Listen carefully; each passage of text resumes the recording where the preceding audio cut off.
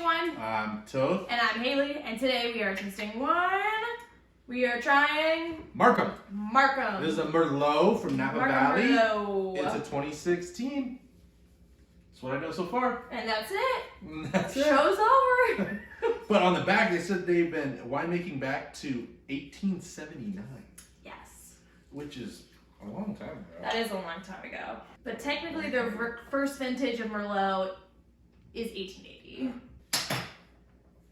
Some nice kind of like warmed plum, ripe cherry, kind of boysenberry sort of smells on there. Yeah, right off the bat. It smells like soft too. It smells very graceful. Yeah. You don't get that with some of those flavors. It's not like everything is well integrated. Maybe that's what I mean by that. It's well like integrated. You know, those smells kind of just flow and blend together. No, absolutely. I definitely agree with you. It's just, Give me a hard time. Giving you a hard time. It's got a lot more vanilla on the taste. It's got more vanilla, and then those boysenberries. It was probably put in oak, and that's where the vanilla is coming from. Yeah, I would agree. Yeah, what do you get? So I think I tend to be like pretty sensitive to the vanilla taste, and it's kind of like right up front, you're hit with that vanilla. So at first I'm kind of like, ugh. But I think it finishes off really nice. It has a really nice, long, smooth finish.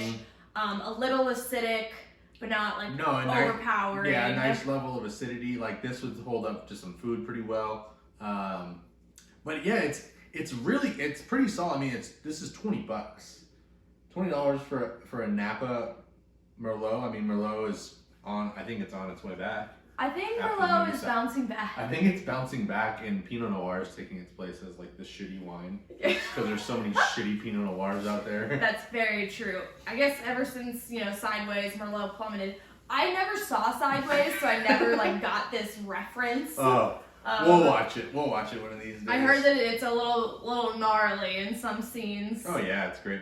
So good times. But yeah, this is. I mean, for $20, this is like. This punches a lot higher. This is like, I would put this up there with like, especially for Napa, like you can't get too many wines from Napa for $20, especially that are 100% certified organic and like locally sourced and like everything they do, they're all about sustainability. And yeah, they have a bunch of those like green certificates or whatever. Mm-hmm. They even have one for like friendly fishing or fish friendly whatever. I'm like, oh my gosh. And even like the people that they sell to, they try and keep their wines in like local shops and things like that, local restaurants. This is the one you see on a lot of wine lists just because, I mean, I think the price and for what it is, I mean, it has good structure too. It does have good structure. It has good structure. It's not like insanely like fruit forward, but this is like a refreshing take on a Napa because it's not like a fruit bomb like a lot of the ones that we're like kind of used to having. They're like big fruit bombs, and this has more structure and grace, and then it still does have like boysenberries and blackberries and like a little bit of that vanilla, which I like. Nah, I think the vanilla's gone now. I have been like hella swirling this, and the vanilla has pretty much. I mean, it's still there as like an undertone, but it's not kind of like that vanilla punch in the tongue anymore. Mm-hmm. It's spicy now. It's a little spicy. Smell-wise or taste? Taste. Let me try yours. Do you get the spice? No. Because you've been swirling yours more than me. It tastes about the same, but I'm not. Yours is getting spicy. Yeah. What is that spice though? It's not like a jalapeno or anything like that. It's something else. I know. It's almost like a chili powder kind of spice. Yeah. You know what it reminds me of is like a little toned down like tajin. Like like when you put like tajin on like tajin.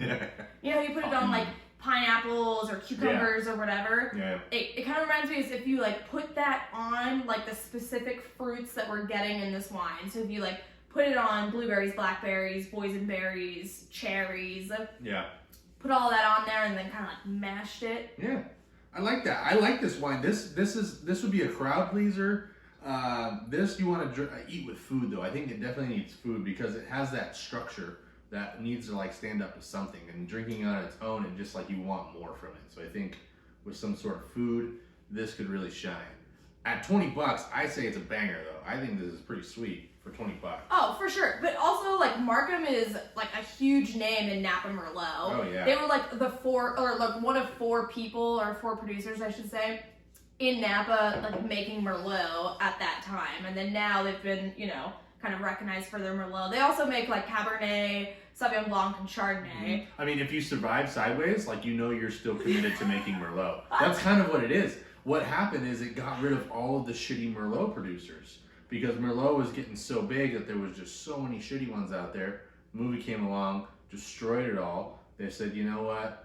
People aren't buying this Merlot anymore. But the ones that still like stuck to it, like, you know, Must have been good. they must have been good. And like, I think this is pretty good. And the other thing is the price is so much lower. The price is like half of like other like Napa stuff. Like this would be at least a $40 or $50 bottle, I would say. Yeah, and going back to kind of like pairing it with food, I think that pairing this with something with some sort of spice in it, whether you're doing like a Cajun steak or like Cajun chicken or Cajun chicken. yeah, like some sort of like shrimp thing, I don't know, something spicy, I feel like would bring out like the really nice spice notes in this wine. Yeah. And because it's not like fruit forward, but it is like relatively fruity, I think that could be like nice and kind of like cut through a little bit of that spice. Yeah, I like this. I would buy a lot more of this at $20. Like that's for sure. Yes. You would too? Yeah, Yeah. I think this Merlot's great. Yeah, and they even say drink now or age. So, you know, so they're still making wines that are like There built you to age go. a little bit. You know, this has already got 5 years on it, but I could see this being super, super good in like 2 or 3 more years. So thank you for joining us here on Tasting Wine. You ever had, what is it, Markham? Markham. You ever had Markham? Merlot? We're definitely gonna have to try some of their other wines just because I think they're super affordable for Napa. Yeah. But yeah, make sure you get out there and taste some wine. Let us know what you're trying. Let us know what we should try next. If you got any recommendations, suggestions, all that stuff, leave them down below. Follow us on Instagram. Our handle is Tasting Wine Official, and we'll see you on the next one. Cheers. Cheers.